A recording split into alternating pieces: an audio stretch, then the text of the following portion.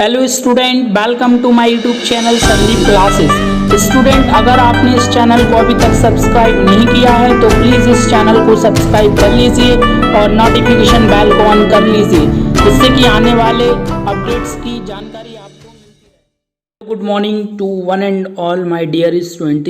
Now today we are discuss this second part of chapter number 11, social impact second. Student, previous lecture we have discussed about what is cyber crime, how many types of cyber crime and ethical hacking and some special technique like phishing and cyberbullying. Okay, so today we are going to start next topic, that is topic number 10, 11, 12, 13, 14. So what is the content of today lecture? So lecture 1 is cyber law. Okay, so first topic is cyber law, second one is e-waste and management, कि means internet based management क्या होता है, how to manage this e-waste. Okay, cyber law क्या होते हैं, कितने types के होते हैं, and 14 number that is problem concern related to the uses of technology, कि हम आज के दिन जो इतनी सारी टेक्नोलॉजीज देखने को मिल रही हैं इंटरनेट पर, उसकी कौन कौन सी प्रॉब्लम्स हैं और क्या क्या प्रॉब्लम्स हो सकती हैं यूजर्स के लिए, क्लाइंट के लिए. Okay, so today we are going to start cyber law.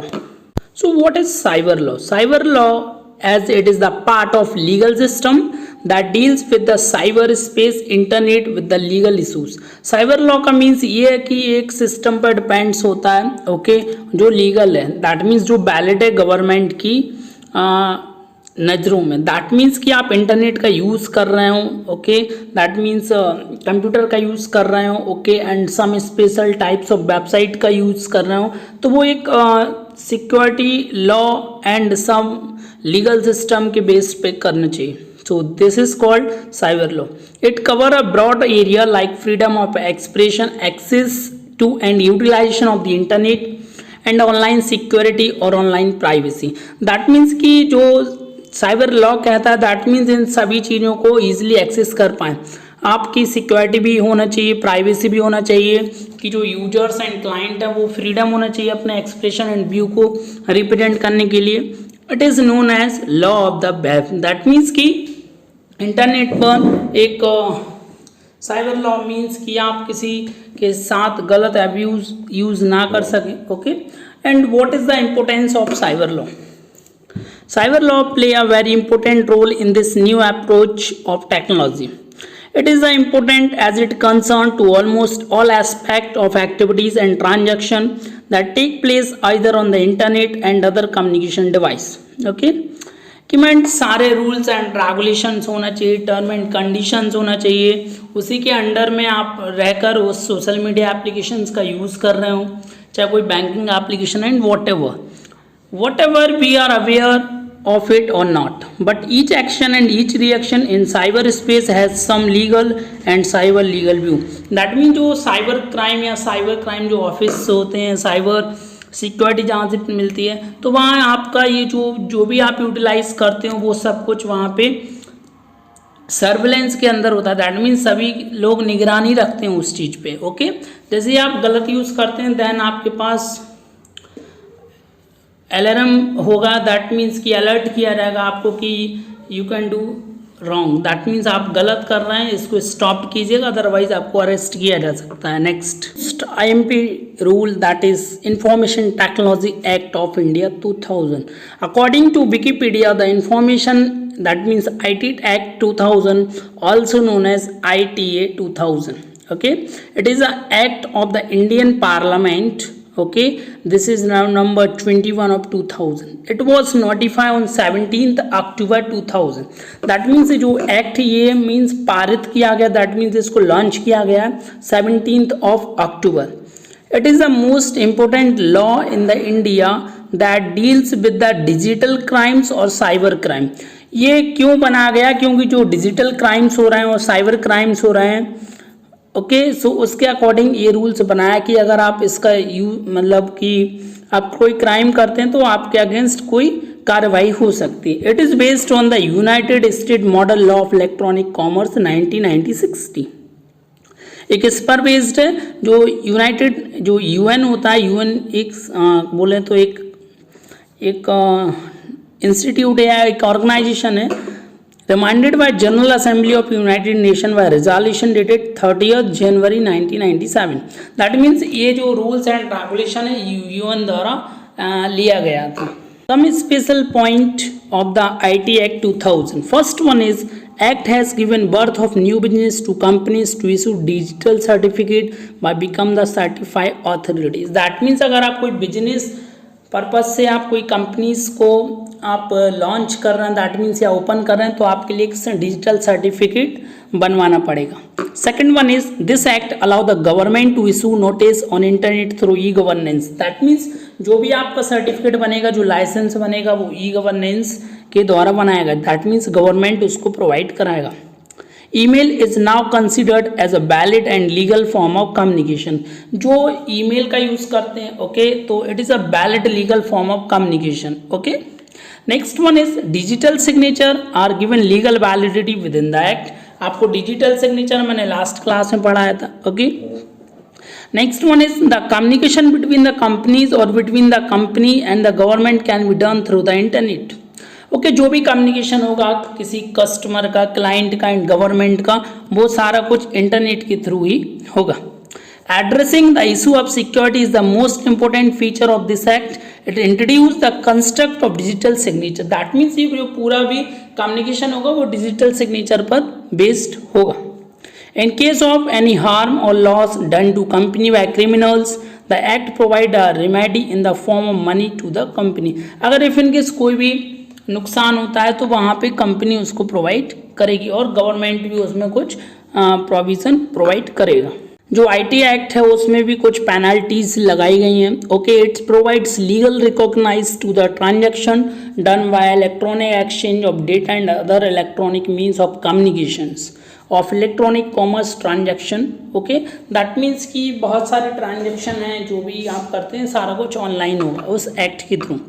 Next आपको 2000 जो एक्ट है उसमें भी बहुत सारी पेनल्टीज प्रोवाइड होंगी, मिलेंगी आपको, और जैसे अगर आप कुछ गलत यूज़ करते हैं तो आपके लिए उसको पेनल्टी प्रोवाइड करना पड़ेगी। First one is section 67A। ये जो सेक्शन है दैट मीन्स ये धारा बोलते हैं जिसको। Offence that means publishing images containing sexual act. That means अगर आप सेक्सुअल एक्ट को आप उसके अंडर में रह के उसको इमेजेस पोस्ट नहीं कर रहे हैं, दैट मीन्स गलत तरीके से कर रहे हैं, तो आपको approx imprisonment up to 7 years 7 साल की जेल भी हो सकती है। Okay, and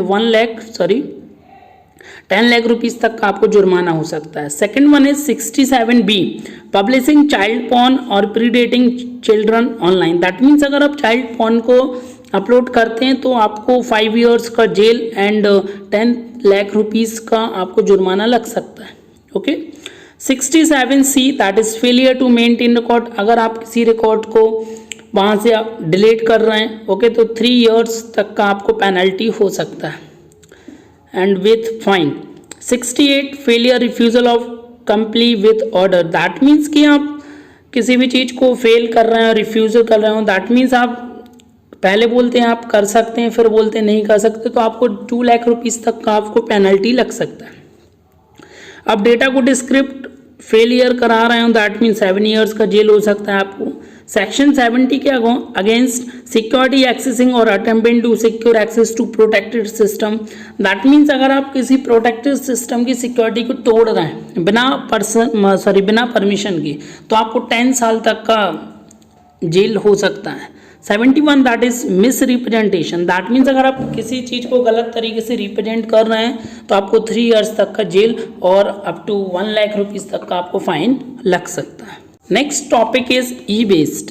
whenever an electronic device cover up its working life or becomes non-usable due to an technology advancement or become non-functional, it is not used anymore, comes under the category of e-waste. That means कि आप बहुत सारे जैसे मान लीजिए device हैं, okay, और internet पर कोई वेबसाइट्स हैं, बहुत टाइम से वो यूज़ नहीं हो रही, दैट मीन्स वो ई वेस्ट फॉर्म में एक टाइप का अनयूजल वेबसाइट्स है। ओके, दैट मीन्स वो ई वेस्ट कैटेगरीज की वेबसाइट्स है।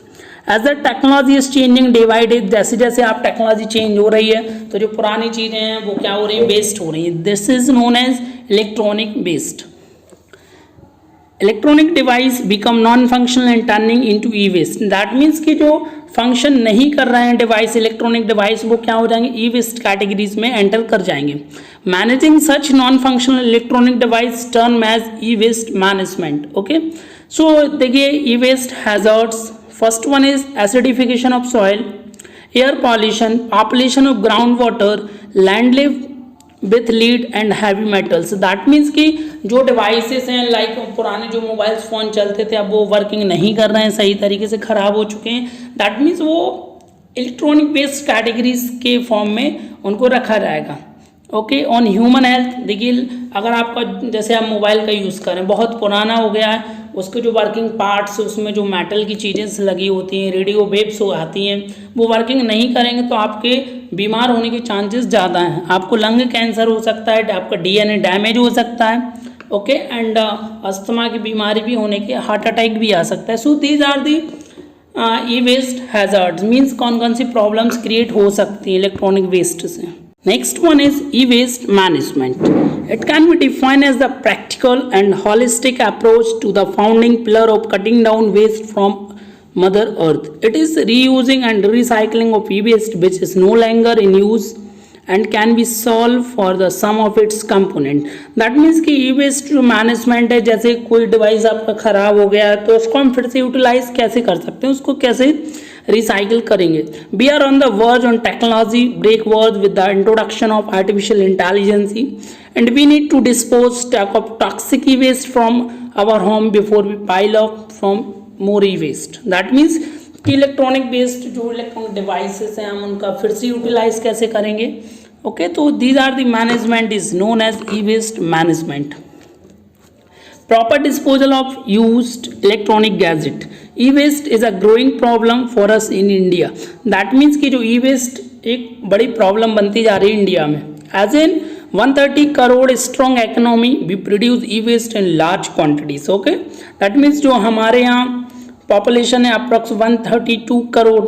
Okay, so we produce e-waste in large quantities क्योंकि इंडिया में बहुत सारे मोबाइल यूजर्स हैं. देखिए जैसे आप इलेक्ट्रॉनिक डिवाइस का यूज़ करते हैं वो ख़राब हो जाते हैं. दैट मीन्स वो ई वेस्ट कैटेगरीज में जाएंगे.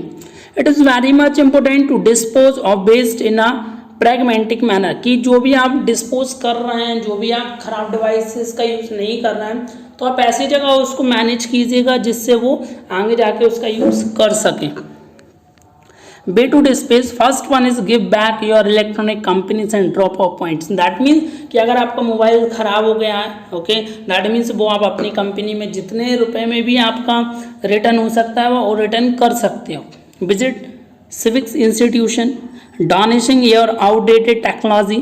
Okay, sell off your outdated technology. That means जो आपका जो वर्किंग मॉडल है, दैट मीन्स जो भी आप यूज़ कर रहे हैं आप वो वर्किंग नहीं कर रहा है, दैट मीन्स आप उस चीज़ को रिटर्न कर सकते हैं अपनी कंपनी के लिए.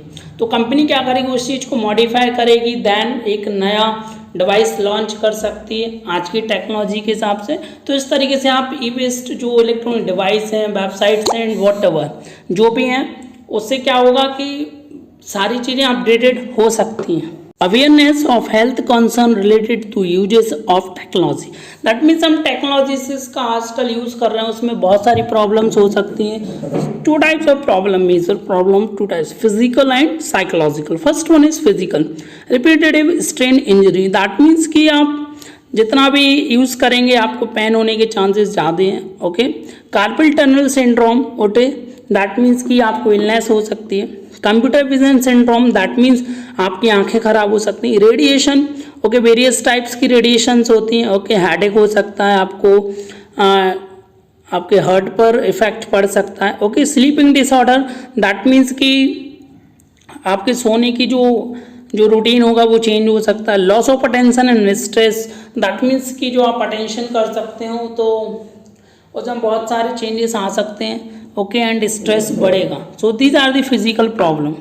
In term of psychological problem, there are three kind. First one is fear of technology, कि जो न्यू टेक्नोलॉजी की हम कैसे यूज़ करेंगे तो उसका डर रहता है. Second one is computer anxiety, that means computer new technology दे रहा है तो हमें पहले यूज़ करने में डर लगता है कि कहीं गलत ना हो जाए, मिस ना हो जाए, हमारी पर्सनल इन्फॉर्मेशन शेयर ना हो जाए, and whatever these are the psychological problems.